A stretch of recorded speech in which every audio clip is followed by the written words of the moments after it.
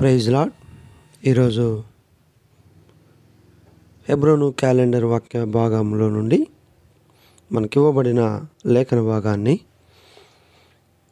చదువుతాను, గమనించండి ప్రియులారా. కీర్తనల గ్రంథం 35 అధ్యాయము 27వ వచనాన్ని చదువుతాను, గమనించండి. నా నిర్దోషత్వమును బట్టి ఆనందించువారు ఉత్సాహధ్వని చేసి సంతోషించుదురుగాక. తన సేవకుని క్షేమమును చూసి ఆనందించు యెహోవా ఘనపరచబడునుగాక అని వారు నిత్యము పలుకుదురు. ప్రియులారా, ఇక్కడ కీర్తనాకారుడైనటువంటి దావీదు మరి తన జీవితంలో చూడండి, నా నిర్దోషత్వమును బట్టి ఆనందించువారు ఉత్సాహధ్వని చేసి సంతోషించుదురు. ప్రియులారా, ఒక మానవుని యొక్క జీవితంలో ఒక సంతోషము, ఒక సమాధానము, ఒక ఆనందము అనుభవించాలి అని అంటే అది దేవుని యొక్క ద్వారానే అన్నటువంటి సత్యాన్ని మనం చూసుకుంటూ ఉంటాం. అందుకనే మనం చూస్తే ప్రియులారా, మన జీవితాల్లో సంతోషాన్ని బట్టి మనం కూడా ఆనందించాలి. అట్టి ఆనందం మానవుని యొక్క జీవితంలో పొందుకోవాలి అని అంటే మనం కూడా దేవునికి ఇష్టలుగా ఉండాలి. చూడండి ప్రియులారా, కీర్తనల గ్రంథంలో 18వ అధ్యాయము, కీర్తనల గ్రంథం 18వ అధ్యాయంలో ప్రియులారా మనం చూసినట్లయితే దేవుని వాక్య భాగంలో నుండి 18వ అధ్యాయము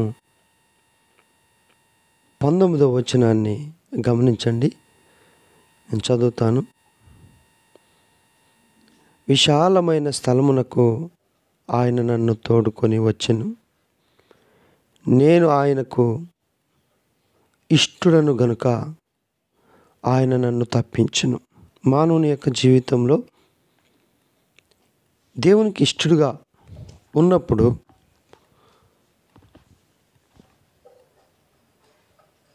దేవుడు అన్ని పరిస్థితులను కూడా అధిగమించేటువంటి సంతోషాన్ని దేవుడిస్తాడు అన్నది మన దావీదు కీర్తనలలోనే మనం చూసుకుంటాం. ప్రియులారా, దావీదును అనేకమైన సార్లు తరమబడుతున్న పరిస్థితుల్లో దావీదు దేవునికి ఇష్టడుగా జీవించాడు. పరిస్థితులు ఎన్ని ఉన్నప్పటికీ కూడా,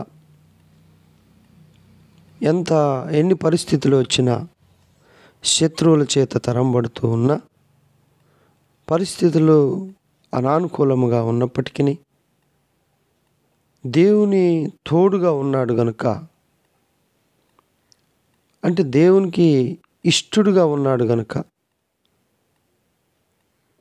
దావీదుని అన్ని పరిస్థితుల్లో నుంచి దేవుడు తనకు తోడుగా ఉండి, అందుకనే ఆయన నన్ను తప్పించెను అని అంటాడు. మన జీవితాల్లో ప్రియులరా, పరిస్థితులు ఎలాగ ఉండినప్పటికీ కూడా దేవుణ్ణి విడిచిపెట్టకూడదు అనే విషయాన్ని మనము ఈ 18వ కీర్తనలో 19వ వచనం ద్వారా దావీదు గారు తెలియజేస్తూ ఉన్నాడు. కనుక దావీదు దేవునికి ఇష్టడుగా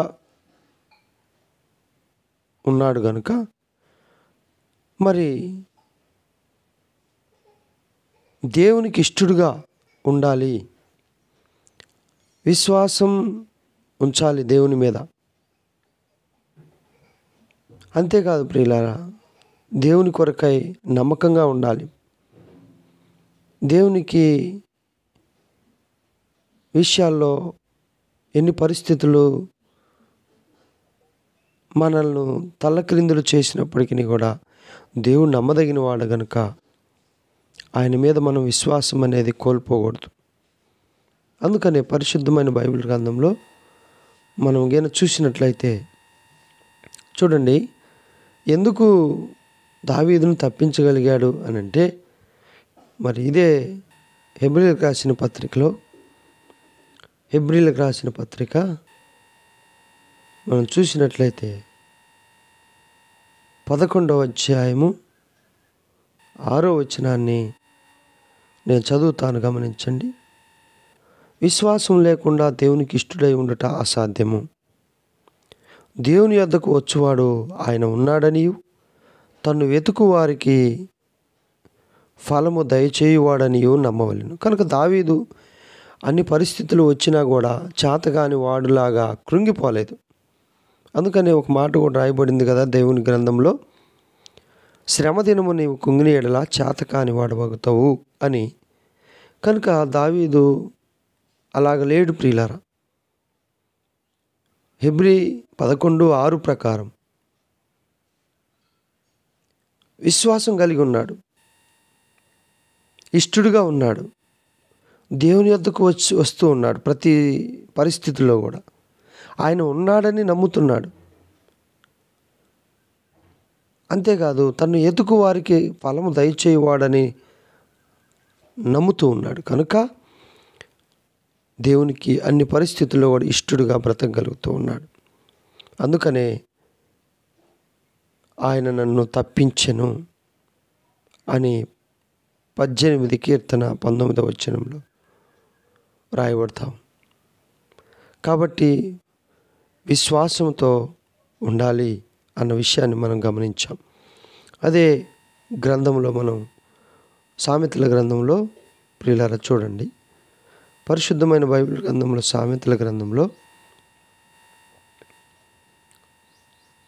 12వ అధ్యాయము 24వ వచనాన్ని నేను చదువుతాను ప్రియులారా, గమనించండి. 12:24 శ్రద్ధగా పని చేయువారు ఏలుబడి చేయుదురు.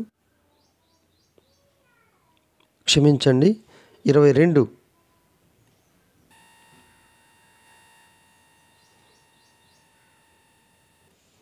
అబద్ధమాడు పెదవులు యెహోవాకు హేయములు, సత్యవర్తనులు ఆయనకిష్టులు. చూడండి, సత్యము కలిగి యథార్థత కలిగి పరిస్థితులు ఎలాగుండినప్పటికీ దావీదు దేవుణ్ణి విడిచిపెట్టకుండా దేవునికి ఇష్టడుగా నడుచుకున్నాడు. కనుక తన జీవితంలో ఎలాంటి పరిస్థితులు వచ్చినా కూడా మరి వాటి విషయమై దేవుని సన్నిధిలో ప్రార్థిస్తూ విశ్వాసాన్ని దృఢపరుచుకొని దేవుని యొద్దకు చేరాడు. ఆయన ఉన్నాడని నమ్మాడు. అందుకనే హెబ్రీయులకు రాసిన పత్రికలో 11:6లో చెప్పబడినట్లు విశ్వాసం ఉంచాలి. పరిస్థితులు ఎలాగుండినా కూడా విశ్వాసంతో మనం ఉండినప్పుడు దేవుడు మనల్ని తప్పిస్తాడు. రెండవదిగా ప్రియులారా చూడండి, దావీదు 18వ అధ్యాయము, దావీదు కీర్తనల గ్రంథం 18వ అధ్యాయం ప్రియులారా మనం గమనిస్తే చూడండి, 18వ అధ్యాయము 20వ వచనం చూస్తే, నా నీతిని బట్టి యెహోవాకు ప్రతిఫలం ఇచ్చెను. నా నీతిని బట్టి యెహోవా నాకు ప్రతిఫలం ఇచ్చెను, నా నిర్దోషత్వమును బట్టి నాకు ప్రతిఫలం ఇచ్చెను. కనుక దావీదు రెండవదిగా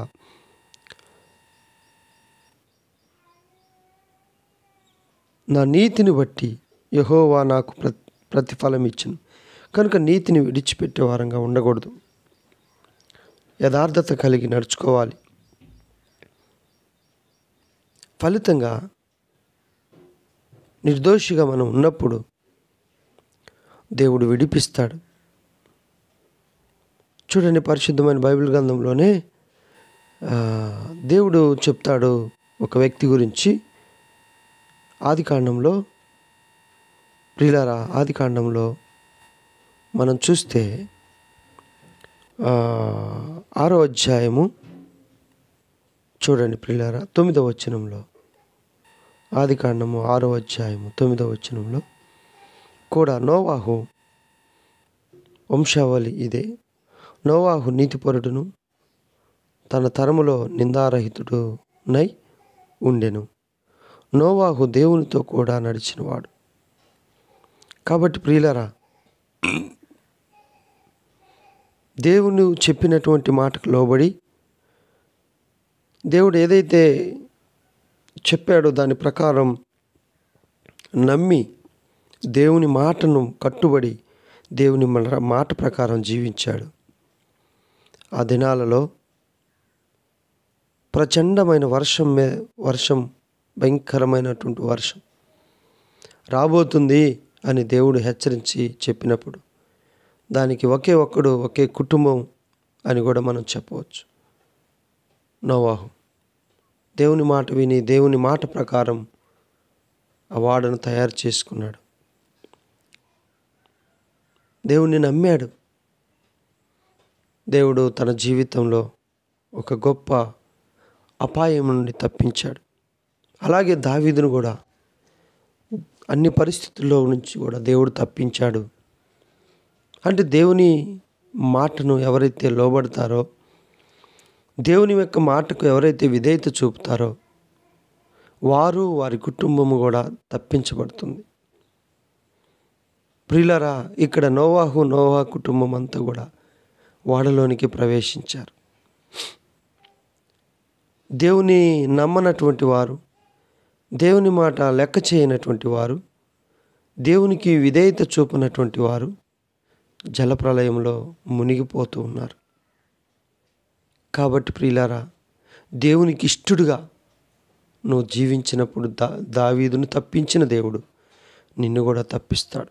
అనేకమైన అపాయాల్లో, అనేకమైన పరిస్థితుల్లో గుండా నువ్వు వెళ్ళవచ్చు, కానీ దేవుడు నిన్ను విడిచిపెట్టలేదు అన్న విషయాన్ని నువ్వు ఎప్పుడు కూడా మర్చిపోకూడదు. అంటే నువ్వు దేవునికి ఇష్టడుగా జీవించాలి.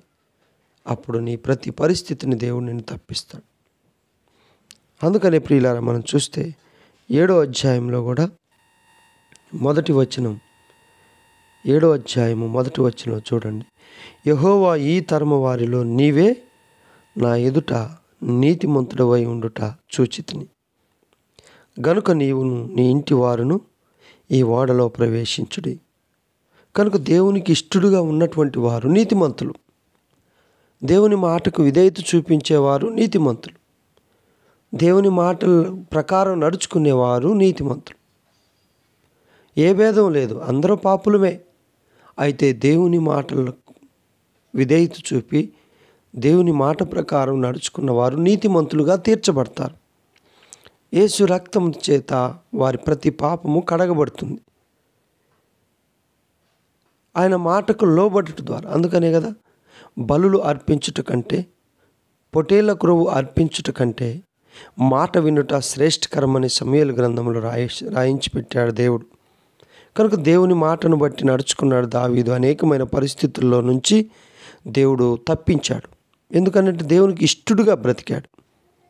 ఈరోజు నేను కూడా దేవునికి ఇష్టడుగా బ్రతికి దేవుడిచ్చే సంతోషాన్ని మనం కూడా పొందుకోవాలి అని పరిశుద్ధ దేవుడు మన కొరకు తన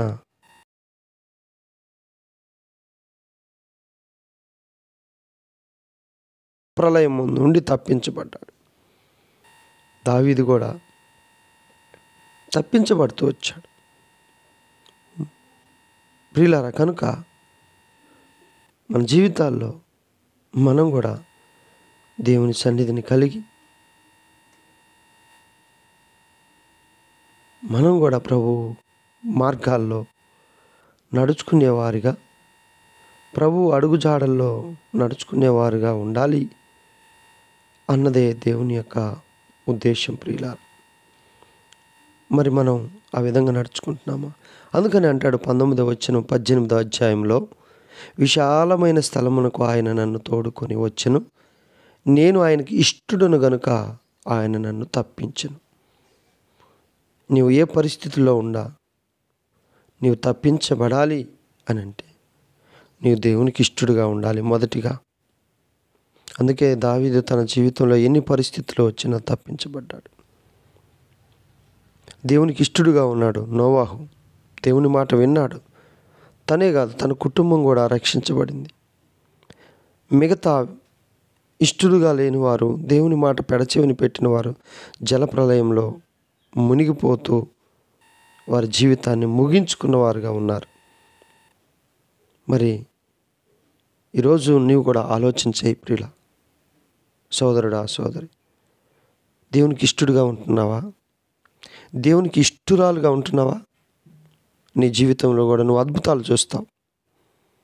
దేవుని మాటకు విధేయత చూపితే అనేకమైన పరిస్థితుల నుంచి తప్పించబడతావు. దేవుడు నీకు తోడై ఉండి తప్పిస్తాడు. మూడవ విషయాన్ని మనం చూసుకుంటాం. 18, 20, 21 వచనంలో, యెహోవా మార్గములను నేను అనుసరించుచున్నాను, భక్తిహీనుడనై నేను నా దేవుని విడిచిన వాడను కాను. చాలాసార్లు పరిస్థితులను బట్టి కొంతమంది భక్తిహీనులైపోతారు. దేవుని విడిచిపెట్టేవారు ఉంటారు. దేవుడు నాకేం చేయలేదనేవారు ఉంటారు. దేవుడు నాతో ఉన్నాడా లేడా అనే అనుమానంతో ఉంటారు. కానీ దావీదు ఎన్ని పరిస్థితులున్నా కూడా నా దేవుని విడిచిన వాడను కాను. అన్ని పరిస్థితుల్లో కూడా యోబు జీవితంలో మనం చూస్తే ఎన్నో పరిస్థితులు అనుమతించబడ్డాయి. ఏనాడు కూడా దేవుణ్ణి విడిచిన వాడు కాదు. దేవుడే ఇచ్చాడు, దేవుడే తీసుకొని పోయాడు అని చెప్పగలుగుతూ వచ్చాడు. తన జీవితంలో 2 అంతల ఆశీర్వాదం పొందుకున్నాడు చివరి అధ్యాయంలో. మరి మనం పరిస్థితులను బట్టి దేవుణ్ణి విడుస్తున్నామా? దేవుని మందిరంలో నిలవగలుగుతున్నామా? ఏ పరిస్థితి వచ్చినా దేవుని సన్నిధిని ఆనుకొని దేవుని సన్నిధిలో ప్రార్థించే హన్నావలే ఉన్నామా?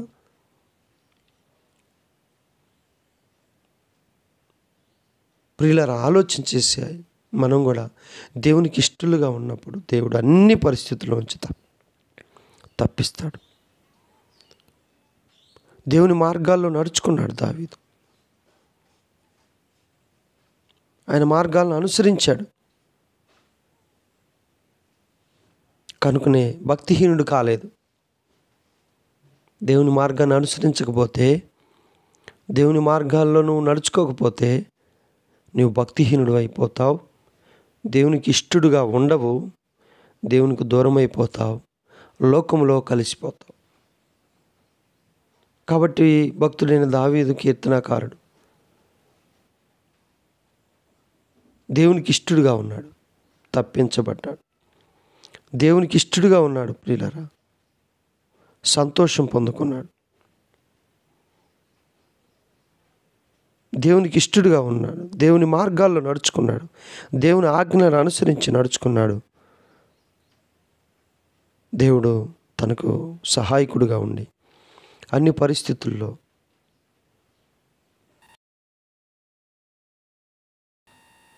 దేవుడు దావీదును తప్పించిన వాడుగా ఉన్నాడు.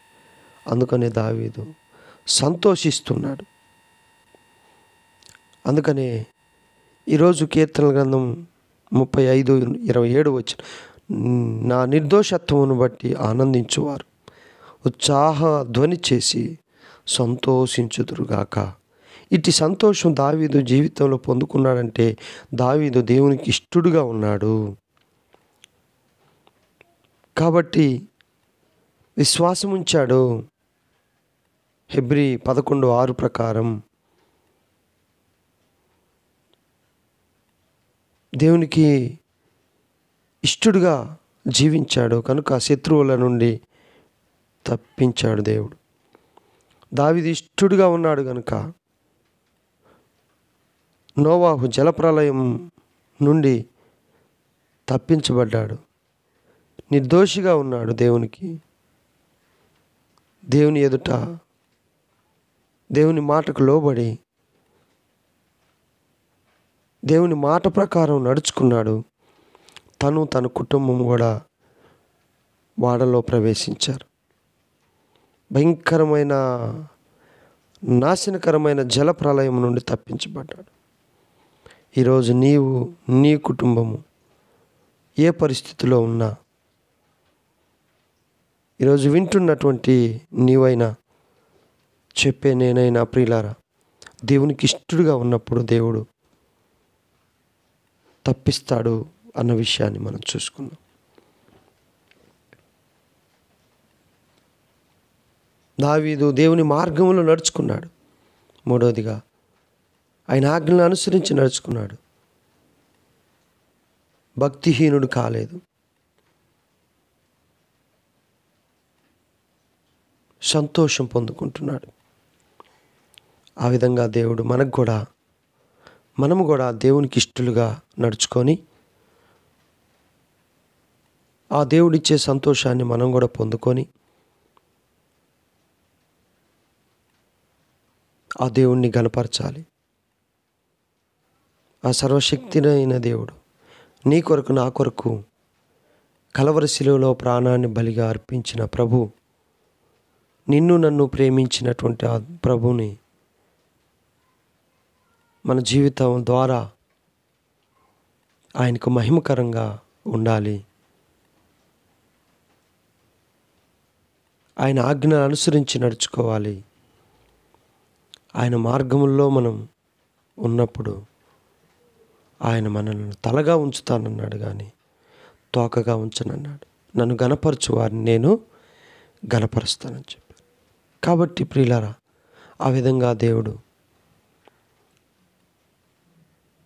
దేవునికి మనం కూడా ఈ యాత్రా జీవితంలో దేవునికి ఇష్టలుగా జీవించి దేవుడిచ్చే సంతోషాన్ని మనందరం కూడా పొందుకొని ఆయన నామానికి మహిమకరంగా మనలను చేయునుగాక. ప్రార్థన చేసుకుంటాం. ప్రేమ కలిగిన మా తండ్రి, పరిశుద్ధుడు అయిన దేవాన్ని కొందనాలు, స్తోత్రాలు చెల్లించుకుంటున్నాం. సోదరుడు ప్రార్థించమని కోరినటువంటి సోదరుడి కొరకు ప్రార్థిస్తున్నాం. ఫ్యామిలీ ప్రాబ్లమ్స్ అన్నిటినీ మీరు చక్కపరచండి. దేవా కృప చూపించండి. వాళ్ళ అమ్మ నాన్నగారికి మంచి ఆరోగ్యం దయచేయండి. బ్రదర్ భవిష్యత్తు విషయంలో కూడా మీ చిత్తం జరిగించి మీ నామానికి మహిమకరంగా నీ దాసుని బలపరిచి వాడుకోమని ప్రార్థిస్తున్నాం. సహాయం చేయమని కోరుకుంటున్నాం ప్రభువా. సైమాన్ పీటర్ కొరకు కూడా ప్రార్థిస్తున్నాం. కార్పెంటర్ వర్క్లో సహాయపడండి దేవ. మరియు వారికి మంచి ఆరోగ్యం దయచేయండి. తోడుగుండండి ప్రభువా, కృప చూపించండి. నైనా మీరే సహాయపడుతురండి. దాసుడు ప్రార్థించమని కోరి ఉంటుండగా తన కొరకు ప్రార్థిస్తున్నా సహాయపడండి దేవా. అలాగే ఫ్యామిలీ ప్రాబ్లమ్స్, ఫైనాన్షియల్ సమస్యలు మీరు జ్ఞాపకం చేసుకోండి. సహాయపడమని ప్రార్థిస్తున్నాం దేవా, కనికరించు.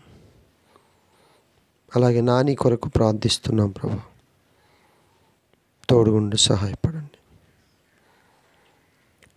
ప్రభు. సోదరుడు పాల్ మార్మోన్స్ రక్షించబడి దేవుని కొరకు